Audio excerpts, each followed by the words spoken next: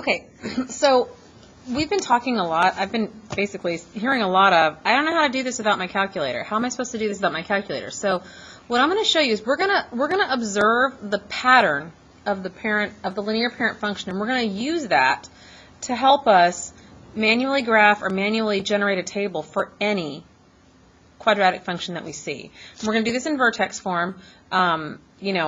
If it was in standard form, you'd probably have to use a table, but vertex form is a little bit more versatile in terms of graphing. It's kind of like the slope-intercept form of quadratics, okay? So we're going to start by observing, well, it's not bus time, it's Friday, but we're going to start by observing. We're just going to make some observations about the quadratic parent function. Let me do this in a different color so it's a little bit more easy to read. So this is my typical pattern for the quadratic function. Okay, so this is what my quadratic function looks like. Okay, just pretend that that is a perfectly drawn quadratic parabola. Okay, and then if we look at the actual table, then what we see is we have our vertex in the middle, 0, 0. Okay, our vertex is in the middle, and then we have sets. So we start at our vertex, and then we move out from there. So we have these sets of symmetrical pairs moving out. So we have one at 1, 1, and we have one at negative 1, 1. Then we have another set at 2, 4, and another one at negative 2, negative 4. That's a 4.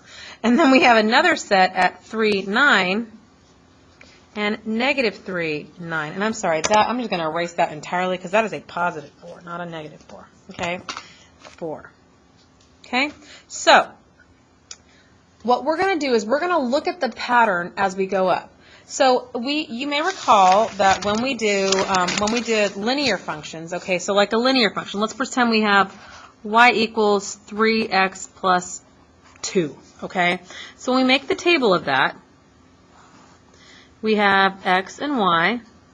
Let's say we have 0, 1, 2, 3. Okay, so 0. We know our 0. Our 0 is, well, it's not our 0. We know our y-intercept. Our y-intercept is 0, 2. Okay, and we can use the rate of change, 3 over 1, to build the rest of this table. So 2 plus 3 is 5. 0 plus 1 is 1. 3 over 1. 5 plus 3 is 8. 1 plus 1 is 2. 3 over 1. 8 plus 3 is 11. 2 plus 1 is 3. So we can build the table out that way. Okay, that's the pattern that we use for linear. When we look at quadratics, we don't go from row to row. We go from the vertex out. So let me show you what that looks like. Okay, I'm not so concerned right now about the top part of this, about the negatives. I'm going to look exclusively right here. Okay, so to get from 0 to 1 over here on my x, I add 1. To get from 0 to 1 here, I add 1 also. To get from 0 to 2, again, remember, I'm moving from the vertex out. To get from 0 to 2, I add 2. To get from 0 to 4, I add 4. Okay? To get from 0 to 3, I add 3. To get from 0 to 9, I add 9. So how are these things related to each other? Well, 1 is 1 squared. 4 is 2 squared. 9 is 3 squared. So what I do is I add whatever I moved up by x, I add that squared to the other side.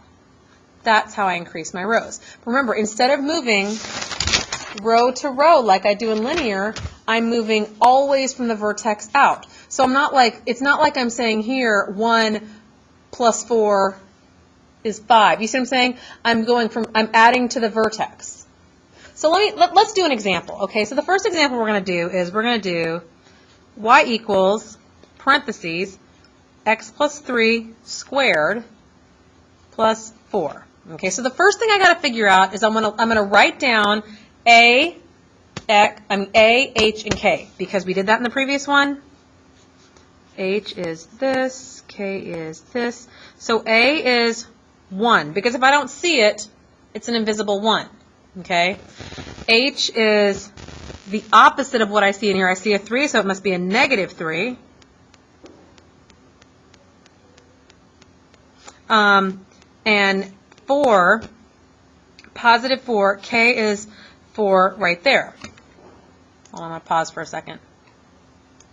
All right, let's continue. Okay, so I have, okay, so first of all, now I know that my vertex, remember, I always make my vertex the center of a quadratic table. 1, 2, 3, 4. Okay, so my vertex is going to go right in the middle, and it is negative 3, 4, because remember the vertex is h comma k. So now I've got my vertex in the middle of my table. So I'm going to use that pattern, and we're going to build the table up. Okay, so if I want to go up by 1, this becomes negative 2. Okay, and then if I want to go up here, I have to go up by 1 squared, which is 1. 4 plus 1 is 5. And I'm going to circle the vertex just so I know that it's the center. Okay, now let's build our next point out. Okay, so 3, I'm going to go up 2. Negative 3 plus 2 is negative 1. And to get here, I'm going to go up by 2 squared, which is 4. 4 plus 4 is 8. Here, I'm going to go plus 3, because negative 3 plus 3 gets me to 0. And here, I'm going to add 3 squared, which is 9. 4 plus 9 is 13. Okay? Now, if I want to figure out the rest of the pairs, and we can check this in our calculator, if we can find our calculator on our crazy, yes. We can check this in our calculator, okay? So if I put in x plus 3, that is not the right one, squared, oopsie, plus 4, and I look at the table, I'm at negative 3, let's go to negative 3, negative 3, 4, negative 2, 5, negative 1, 8, 0, 13. So I can see that this is correct. Now, if I want to, that would be great if I wanted my parabola to be like one-sided. So I have negative 3, positive 4, negative 2, 5, negative 1, 8, and then I can't really see much after that. So I can kind of see half the parabola, but right, a parabola is 2 sides. But I can use what I know about symmetrical pairs to find the other one. So remember, I know that symmetrical points surround, number 1, they surround the vertex. Okay, so I know that they're going to be all around the vertex. Okay, so that means if this is a 5, this has got to be a 5. If this is an 8, this one has to be an 8 because they're pairs. If this is a 13, that's got to be a 13. Okay, now I also know that I'm going up by 1 here, so if I go backwards, I'm going to go down by 1. Okay, and these are the points that I would graph. So now I have negative 4, 5, which makes the symmetrical pair.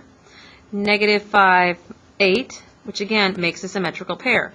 And I can't graph 0, 13 and negative 6, 13 because they go off my graph, but you kind of see the point. Okay? So let's try another one. Okay? So this next one we're going to try is going to look a little different. Y equals 2. Hold on, I got to sneeze. Excuse me. My goodness. 2 parentheses x plus 5 squared plus 4. So again, now I'm going to write down A, H, K. Okay? A is 2. H is the opposite of what I see in there, so H is negative 5. K is positive 4. All right, now, that 2 matters. And I'm going to show you what to do with it here in a second. Now, the first thing I want to do is I want to find my vertex. So again, I'm going to build my table out. 1, 2, 3, 4, 5, 6, 7. Here's where my vertex goes. Negative 5, negative 4. I'm sorry, that was an equal sign. Negative 5, positive 4. Okay, negative 5, 4. Okay, and then I'm going to start, again, using that same pattern. But A is going to have a special role here. Okay, so on the x side, nothing changes. For my first set of symmetrical pairs, I add 1. Okay, so negative 5 plus 1 is negative 4.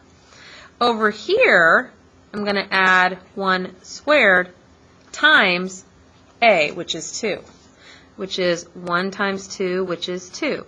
So 4 plus 2 is 6. Now if I go to the next one, plus 2. And over here, I'm going to add 2 squared times 2. So this squared times 2, which is 4 times 2, which is 8. Well, 4 plus 8 is 12. This one up to negative 3. Okay? Now for this one, I'm going to add 3. This one, I'm going to add 3 squared times 2, which is 9 times 2, which is 18. 4 plus 18 is 22. Okay? So if I look at my points, I have negative 5, 4 right here, negative 4, 6, negative 3, I'm going to kind of eyeball 12 up there. Okay? So I can see that. All right? And I can see that my y values are going up faster here than they are here. Here I went over 1 up 1. Here I went over 1 up 2. And that makes sense because this is a vertical stretch. Okay? Now if I want to fill in the other ones, again, my vertex is in the middle, surrounded by pairs. That means this has to be a 6, this has to be a 12, and this has to be a 22. And then I continue my pattern, negative 6, negative 7, negative 8. And if I plot those points, I have negative 6, 6, which is a vertical pair. I have negative 7, 12, which is a vertical pair. And I can see my tall and skinny parabola happening right there. Okay? We'll try one more. This time we'll try a compression. Okay? So the equation we're going to do is y equals 0.5 x plus 1 squared minus 4. Okay? So again, A equals, H equals, K equals. A is 0.5. H equals negative 1. K equals positive 4. Okay? And I think I'm going to do one more example in a second here, okay, because I think it's important. Okay, so my A is 0.5, so that means I'm going to multiply this 1 squared, 2 squared, 3 squared by 1/2. Okay, my 1, 2, 3, 4, 5, 6. Dang it, I always miss it. My vertex is negative 1, 4.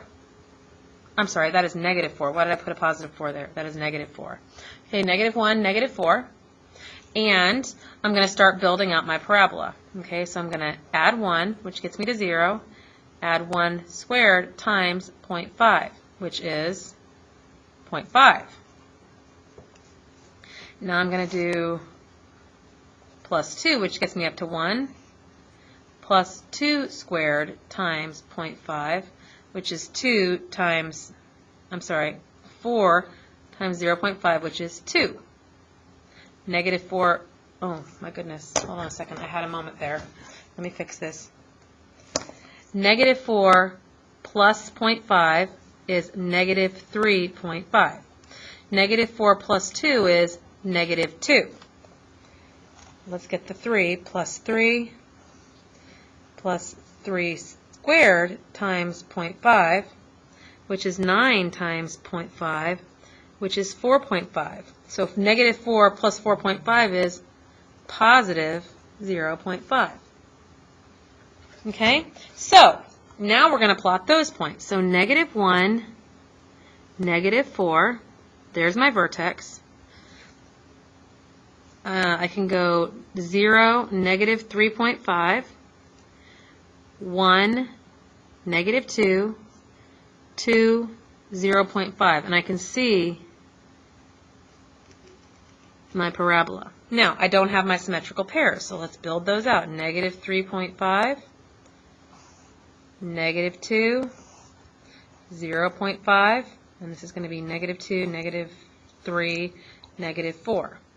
Okay, so negative 2, negative 3.5, negative 3, negative 2, negative 4, 0.5. Now, you can kind of also see that this guy is a little fatter. He's much fatter than that one, and he's fatter than this one, and both of those he's fatter than this one.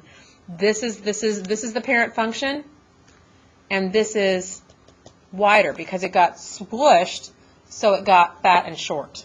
Okay, let's do one more over here just because I want to show you what happens when we have a negative. I'm not going to lie to you, this could be a crazy mess, but we're going to see what happens because I did not plan this beforehand. So let's get another graph on here. Okay, so let's try y equals negative 3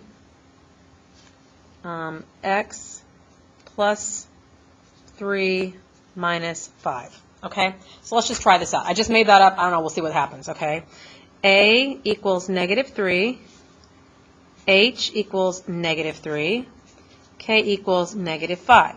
Okay, so I know that my vertex is negative 3, negative 5.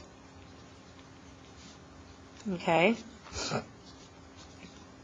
Okay, and I know that now I'm going to start building my parabola. Okay, so I'm going to add 1 here, and then I'm going to add 1 squared times negative 3.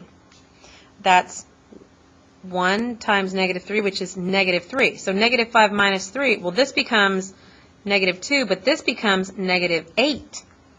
Okay, now I'm going to do plus 2, and this is plus 2 squared times negative 3, which is 4 times negative 3, which is negative 12. And this was negative 1. Okay? And just for the heck of it, even though I'm not going to be able to graph it, plus 3 squared times negative 3, which is 9 times negative 3, which is negative 27. Yeah, no way I'm going to be able to graph that. Okay? And then again, I can build out. So negative 4, negative 5, negative 6. I can build on my parabola. Negative 8, negative 12, negative 27. So let's graph that, and let's see if it looks somewhat right. Negative 3, negative 5 is right here. Negative 2, negative 8. Negative 1, negative 12. And then negative 4, negative 8. So I've got my pair there. Negative 5, negative 12. So there's my parabola. And that's why the negative matters, because the negative tells me, I mean, if I multiply by negative 3, then it's going to point down. We will talk about this more on Monday. Have a good weekend.